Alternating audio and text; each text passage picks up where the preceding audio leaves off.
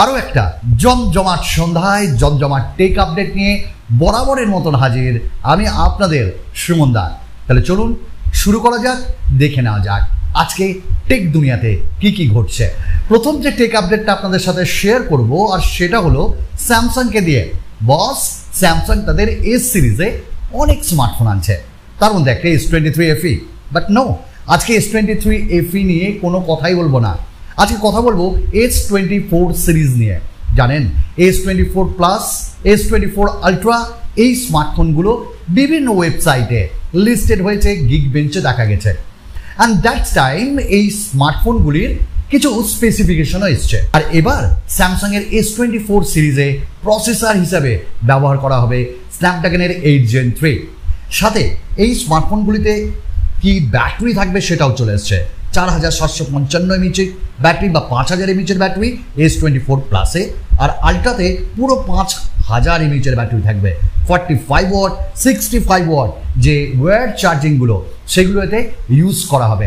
বস, কিছুদিনের পাড়া S24 plus and ultra আসছে এবং S24 সিরিজে ইউজ করা হবে বাই চূড়ান্ত টাইটেনিয়াম যে মেটালগুলো হয় সেগুলো, এবং আমাদের ভালো লাগবে। আমরা এবার আইফোনকে নিয়ে কথা বলবো, আর আইফোনের 15 অ্যান্ড 15 প্রো এই যে স্মার্টফোনগুলো আসছে তাদের টাইটেনিয়াম ফ্রেম থাকবে, স্লিমার বেজেলস থাকবে, এবং ব্যাটারিতে এবার নাকি স্যামসাংয়ের থেকেও ভালো কাজ করবে আইফোন বা অ্যাপেল, এরকমই জানা যাচ্ছে।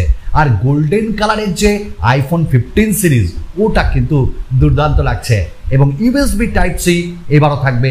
48 মেগাপিক্সেলের হাইব্রিড ক্যামেরা এবার আইফোন 15 সিরিজে ব্যবহার করা হবে। আমাদের নেক্সট আপডেট রিয়েলমিকে দিয়ে। রিয়েলমি তাদের 11 5G নিয়ে আসছে, বাট এই স্মার্টফোনটা বেশ কম দামে অবশ্যই আসছে।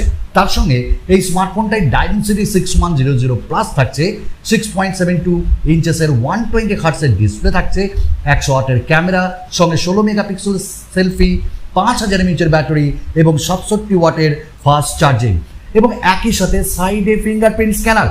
তাহলে আমরা কিন্তু এর স্পেসিফিকেশন দেখে বুঝতে পারছি ভাই দাম কম হবে।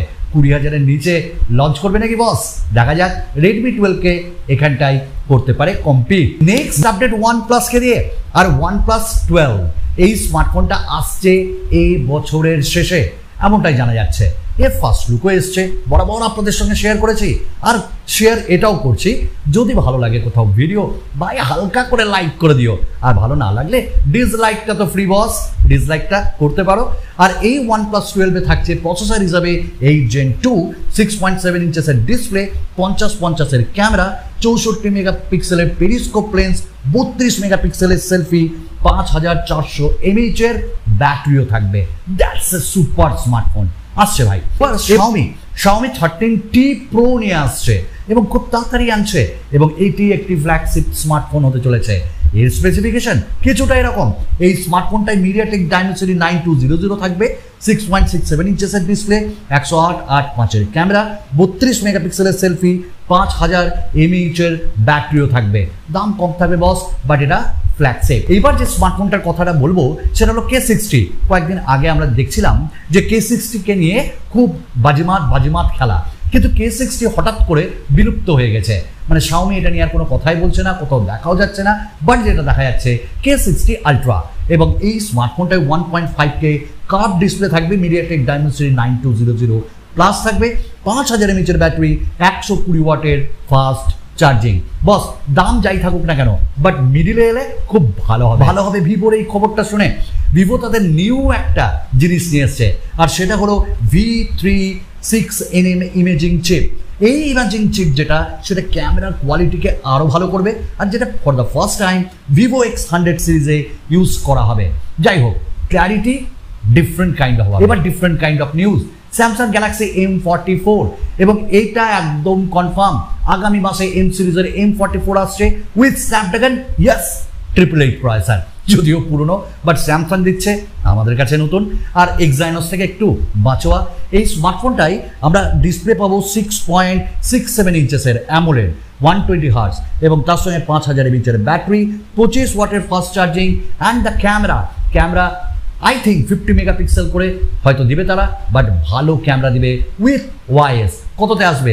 আন্ডার 30,000। তো দেখা যাক অফার টফার দিয়ে 27,000-এ আই হোপ এটা পাওয়া যাবে, একটু ওয়েট করো বস। নেক্সট আপডেটটা স্যামসাংয়েরই আরেকটা সিরিজ দিয়ে, যেটা ফ্লিপকার্টের টিজার দেখা যাচ্ছে F34, এবং এটিও মোটামুটি 20,000-এর মধ্যে লঞ্চ হবে।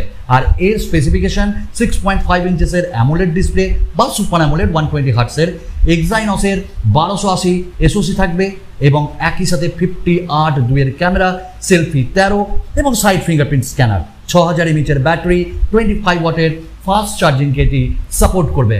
ওয়েল 20,000-এ বেশ ভালো। হ্যাঁ, এক্সাইনসের চিপসেট থাকছে। আচ্ছা, আমাদের নেক্সট আপডেট পোকোকে দিয়ে, পোকো M6 Pro 5G, আর এটাও আরেকটা রিব্র্যান্ড রেডমির স্মার্টফোনের, এবং এই স্মার্টফোনটাও 20,000-এর মধ্যে লঞ্চ হবে, যেখানে 6.79 ইঞ্চেসের 90 হার্টস ফুল HD প্লাস ডিসপ্লে, স্ন্যাপড্রাগনের 4 Gen 2 50 মেগাপিক্সেলের প্রাইমারি ক্যামেরা, 5000 mAh ব্যাটারি, এবং 180 ওয়াট না 18 ওয়াটের ফাস্ট চার্জিং। তো এটা একদম বেস একটা প্রাইসে লঞ্চ হবে। দেখুন, যারা ফুল এইচডির সঙ্গে কমফোর্টেবল তারা কিনতে পারে। আজকে লাস্ট আপডেট দেবো Infinix GT10 Pro, যেটা নিয়ে মানুষ একদম পাগলামি করছে, কারণ গেমিং প্রসেসর দিয়ে এটি লঞ্চ হচ্ছে।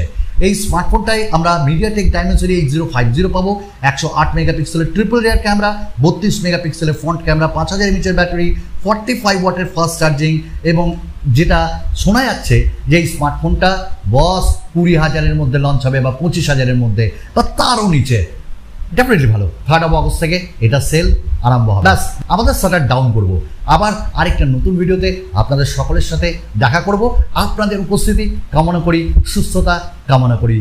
চলুন, বিদায়।